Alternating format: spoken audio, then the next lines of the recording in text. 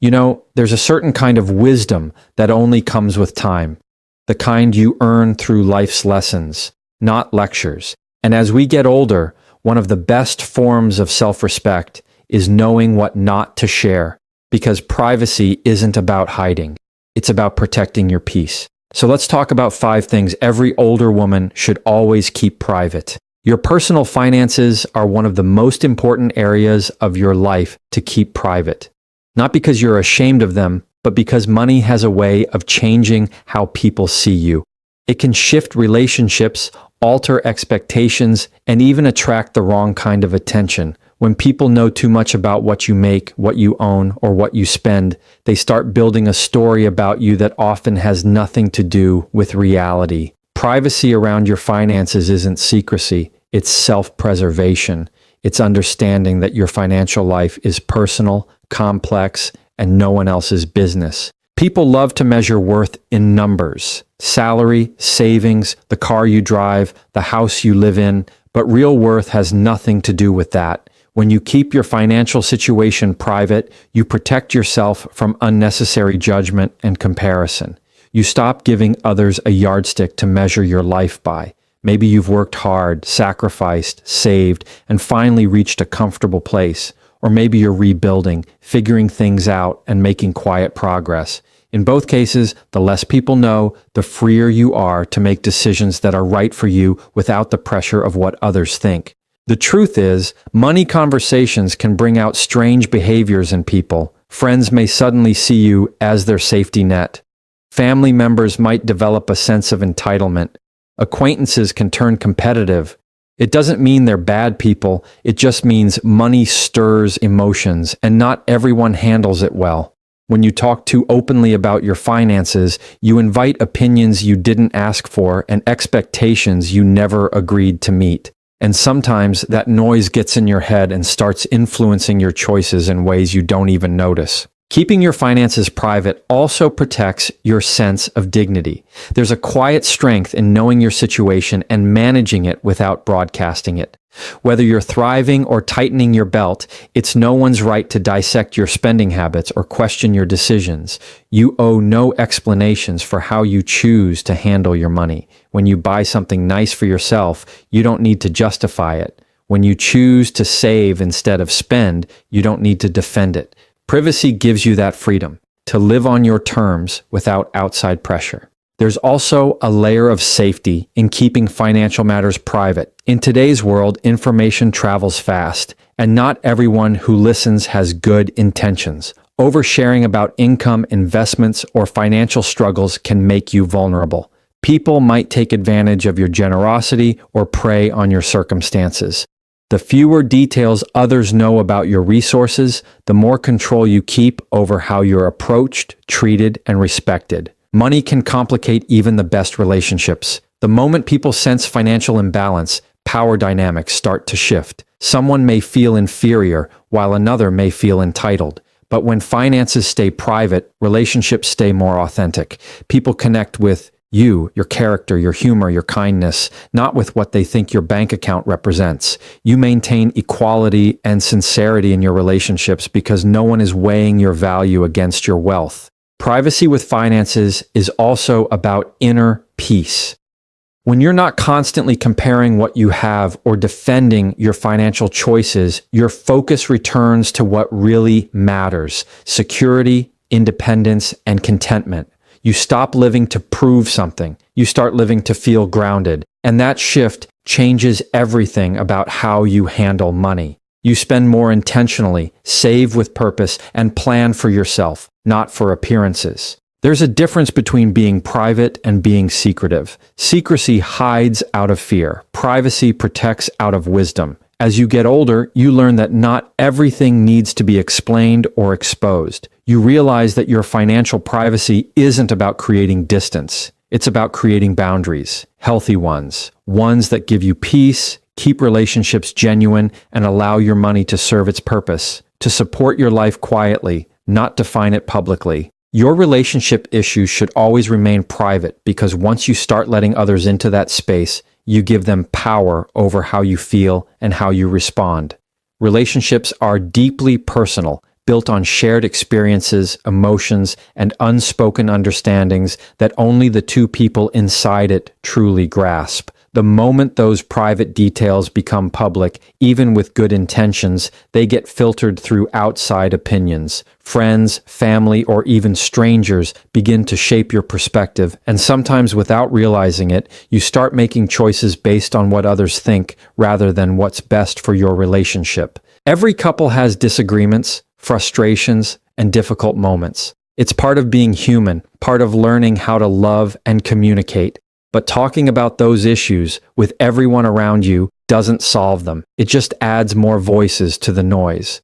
When you vent about your partner, people naturally take sides. They'll sympathize with you, validate your emotions, and in doing so, might unknowingly plant seeds of resentment.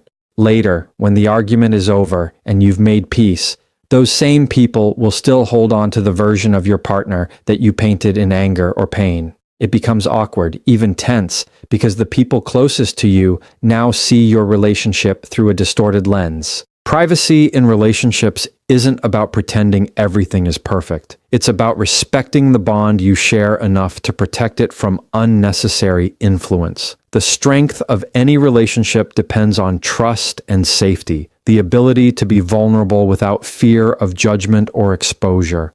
When you share every fight, every flaw, every doubt with others, you chip away at that foundation. The sacred space between you and your partner becomes crowded with outside opinions, assumptions, and advice that don't always fit your situation. Over time, it can erode the intimacy you've worked so hard to build. There's also a subtle dignity in keeping certain matters between you and the person you love. It shows maturity. It says, we can handle our business privately. It communicates respect, not just for your partner, but for yourself.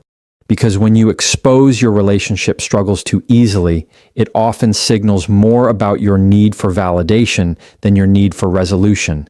And when validation becomes the goal, growth stops happening.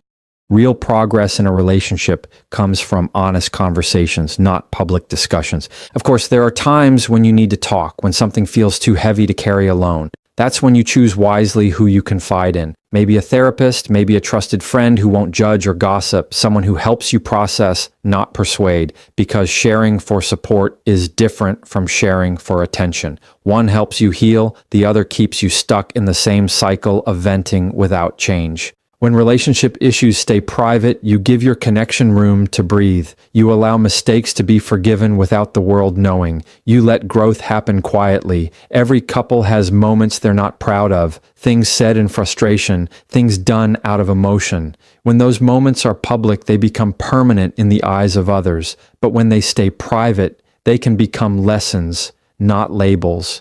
You and your partner can learn, repair, and move forward without carrying the weight of outside judgment. Privacy also prevents emotional manipulation. Once people know your relationship details, some may use that information, intentionally or not, to influence how you act or feel. They might remind you of past arguments, criticize your decisions, or compare your situation to their own. Suddenly, your relationship stops being a partnership and starts feeling like a performance, one where you're constantly explaining, defending, or proving something. Keeping issues private keeps control where it belongs, with the two of you. It's easy to share when emotions run high. It feels like release. But the calm after the storm always arrives, and when it does, you'll wish you had kept more to yourself. Words spoken in frustration can't be taken back, and once shared, they live in people's minds. Keeping your relationship issues private allows love to mature in its natural rhythm, without spectators, without commentary, without unnecessary damage. Your family's private matters should always stay within the walls of your home, because once those details leave, you lose control over how they're told, twisted, or remembered. Family is personal, complex, and layered with years of history, love, mistakes, forgiveness, and growth. When you share too much about your family with others, you open that sacred space to interpretation, and people will always interpret through their own experiences, not yours. What feels like a harmless story or a moment of venting can easily become gossip in someone else's mouth. And once that happens, the version of your family that exists in the world is no longer yours to correct. Every family has moments they'd rather keep quiet, the arguments, the misunderstandings, the difficult seasons. Those moments don't define the family, but when shared publicly, they start to. People remember your family's struggles longer than they remember your family's love. They'll recall the tension, not the healing. That's why privacy matters. It protects the dignity of those you love, even when things aren't perfect. Because being loyal to your family doesn't mean pretending everything is fine. It means choosing to handle problems with grace without putting them on display for others to dissect. Keeping family matters private also shows maturity and respect. It acknowledges that everyone has their flaws, their struggles, and their seasons of weakness. When you share a family member's mistake or conflict, you're not just talking about them, you're representing them. And representation carries weight. Once something is spoken about publicly, it's nearly impossible to pull it back. Words spread, perceptions form, and people start treating your loved ones based on things they may not fully understand or that no longer apply. That can create lasting damage to relationships that could have otherwise healed quietly. It's easy to talk when emotions are running high. When a family member hurts you or disappoints you, the instinct is to seek validation by telling others your side. It feels like release, like you're gaining control by speaking your truth. But often what happens is the opposite. You lose control. You hand over your family's narrative to outsiders who might not have the empathy or the context to see the full picture. And when tempers cool and forgiveness comes, you're left trying to rebuild trust, not only within your family, but also between your family and everyone you involved in your pain. Privacy isn't about silence. It's about timing and boundaries. There's a time to talk, and it should be with people who have earned the right to hear those details, people who won't repeat them, judge them, or use them against you. That circle is small, and it should stay that way. When you confide in the wrong people, family issues stop being private moments of learning and start becoming public spectacles. And once people start discussing your family, it rarely ends with understanding. It usually ends with opinions. Keeping family matters private also gives space for growth. Every family needs room to make mistakes, to work through things, to change. When the world knows too much, that growth gets interrupted. Family members start feeling exposed, defensive, even ashamed. It becomes harder to communicate honestly because everyone's afraid of being talked about again.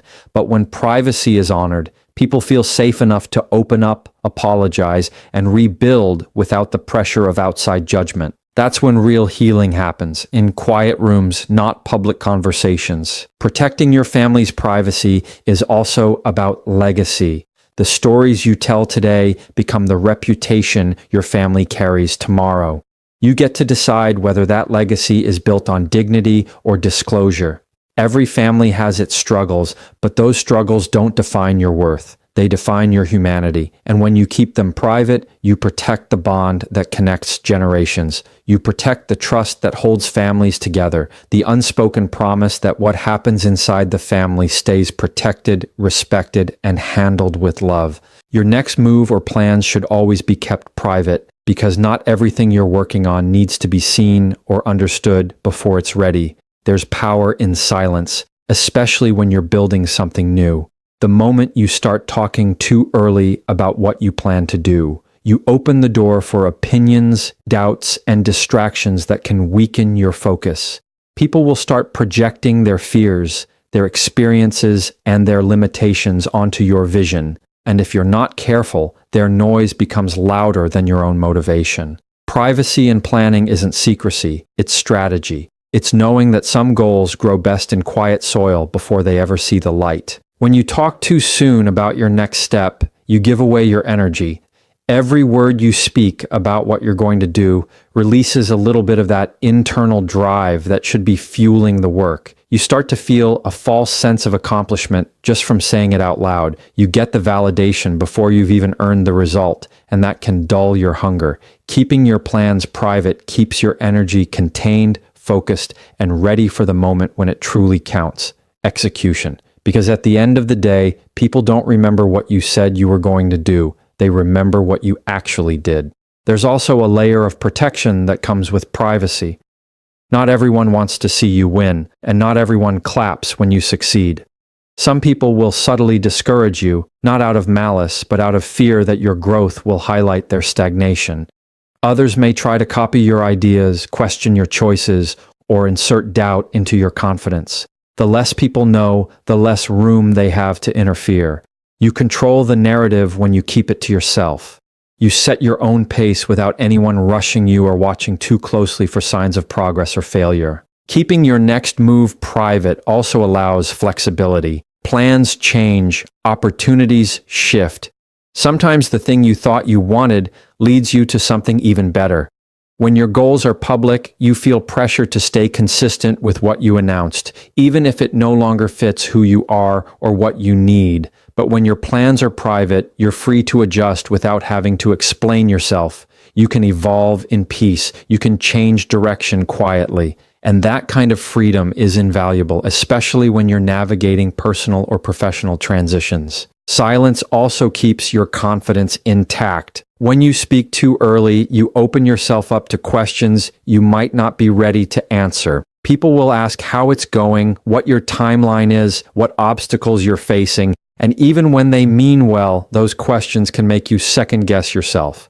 Privacy gives you space to figure things out at your own pace, to make mistakes privately, and to refine your ideas before anyone has a chance to judge them. Growth isn't always pretty. It's messy, uncertain, and sometimes slow. And when you're in that stage, you don't need an audience. You need focus. There's also something deeply satisfying about letting results speak for themselves. When you stay quiet about your next move and then show up with something solid, something complete, it commands respect. People see the outcome, not the process, and that silence turns into strength. The element of surprise works in your favor. You show that your word carries weight because you don't talk about what you might do. You do it. That kind of consistency builds credibility and self-trust. Keeping your plans private isn't about being distant or guarded. It's about being deliberate. You learn to value the process more than the perception. You stop seeking reassurance and start trusting your own vision. In a world where everyone feels pressured to share every step, choosing privacy becomes a quiet form of confidence. It says you believe in what you're building enough to let it grow without applause, without permission, and without the need to prove it before it's real. Your emotional battles are one of the most personal parts of your life, and they deserve to be handled with care and privacy. Not every emotion you feel needs to be shared, and not everyone who listens is equipped to understand. Emotions are powerful. They shape how you see the world, how you respond, and how you heal. But when you expose every internal struggle to the outside world, you give people the opportunity to define your story for you. Privacy with your emotions isn't about pretending to be strong. It's about protecting the sacred process of understanding yourself without outside noise. Everyone faces emotional battles: grief, loneliness, regret, insecurity, disappointment, but how you move through them is uniquely yours. When you start sharing every detail of your emotional pain, especially in moments of vulnerability, you risk turning something deeply personal into something performative. The world has become quick to react but slow to care. People will sympathize for a moment, but very few will truly hold space for your emotions the way you need them to. And when you make your healing public, you can end up performing your recovery rather than living it. You start healing for the eyes watching you instead of for the heart within you. There's strength in privacy. It allows you to process your emotions fully, to sit with them, to understand them before speaking them into existence. When emotions are raw, they're easily misunderstood. What feels like truth in the heat of pain might shift once clarity returns. Keeping your emotional battles private gives you time to find that clarity. It's giving yourself grace to feel, to think, and to grow without needing to justify your process to anyone else. Because once you start explaining your pain, you often start editing it too, trying to make it palatable, acceptable, or easy for others to digest. And that's not healing. That's masking. Privacy also protects your emotional energy. The more people you involve in your pain, the more opinions you'll receive, and not all of them will be helpful. Some people will minimize your feelings, others will overanalyze them, and a few might even use them against you. Not everyone who listens cares, and not everyone who cares knows what to do with your vulnerability. By keeping your emotional battles private, you choose peace over noise.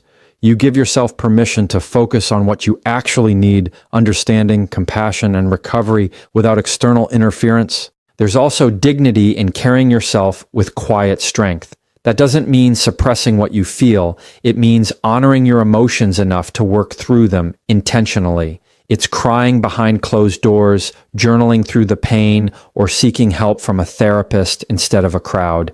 True healing rarely happens in public view. It happens in stillness, in silence, in those moments where you sit with your feelings long enough to learn from them. That's where growth begins, not in the reactions of others, but in your own resilience. When you keep your emotional battles private, you also protect your relationships. Sharing every emotional wave with others can create emotional fatigue in the people around you. It can make them feel responsible for your healing or uncomfortable with your openness. Not because they don't care, but because emotional pain is heavy and not everyone can carry it. Privacy keeps your relationships balanced. It allows others to love you without feeling burdened, and it allows you to heal without feeling like a constant source of worry or discussion. Most importantly, keeping emotional battles private gives you control over your story.